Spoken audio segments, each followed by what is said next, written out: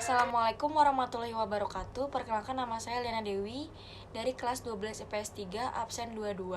Di sini saya akan menceritakan sedikit tentang contoh pelanggaran HAM, yaitu peristiwa Tanjung Priuk pada tahun 1984.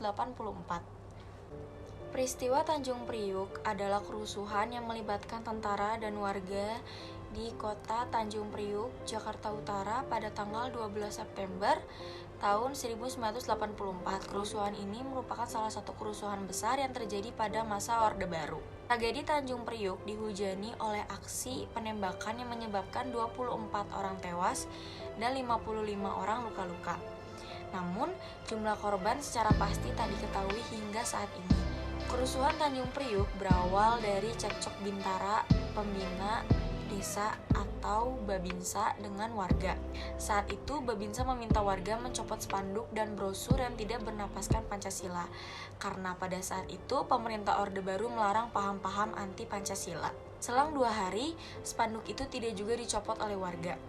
Petugas Babinsa, yaitu Sersan 1 Hermanu, lantas mencopot spanduk itu sendiri.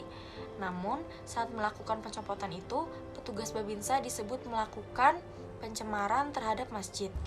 Petugas Babinsa disebut tidak melepas alas kaki saat masuk ke dalam Masjid Baitul Makmur. Kabar ini membuat warga berang dan berkumpul di masjid. Pengurus Masjid Baitul Makmur, yaitu Syarifuddin Rambe, Sofwan Sulaiman, dan Ahmad Syahi, mencoba menenangkan warga. Namun, warga yang emosi membakar sepeda motor petugas Babinsa itu. Alhasil, Syarifuddin, Sofwan, Ahmad, dan warga yang diduga membakar motor, yakni Muhammad Nur, ditangkap oleh aparat. Keesokan harinya, pada tanggal 11 September, warga-warga meminta bantuan kepada tokoh masyarakat setempat, yakni Amir Biki, untuk menyelesaikan permasalahan ini. Amir Biki dan sejumlah warga mendatangi Komando Distrik Militer atau Kodim di kota Jakarta Utara. Mereka meminta agar jemaah dan pengurus masjid dilepaskan, namun permintaan ini tak ditanggapi sama sekali. Amir Biki pun mengadakan pertemuan dengan para tokoh muslim se-Jakarta untuk membahas masalah tersebut.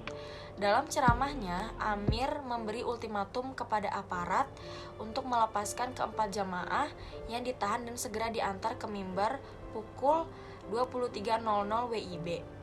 Jika tak dituruti, Amir dan massa akan mendatangi Kodim. Kedatangan massa mendapat adangan aparat militer bersenjata lengkap. Massa pun langsung menuntut kebebasan, dan situasi pun semakin memanas.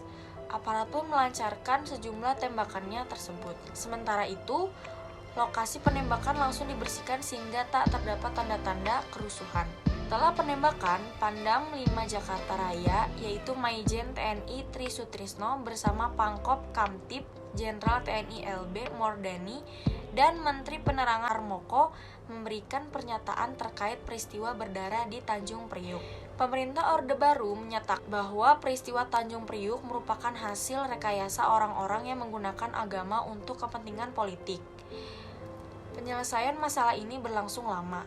Sejumlah islah dilakukan pada tahun 2001 dan sejumlah persidangan pun dilakukan pada tahun 2003. Karena peristiwa ini termasuk ke dalam pelanggaran HAM berat, maka pemerintah diminta untuk menuntaskan kasus Tanjung Priuk itu. Kasus ini akhirnya dianggap sudah diselesaikan melalui proses mediasi dan islah yang panjang. Sekian dari saya, mohon maaf bila ada kata-kata yang salah. Wassalamualaikum warahmatullahi wabarakatuh.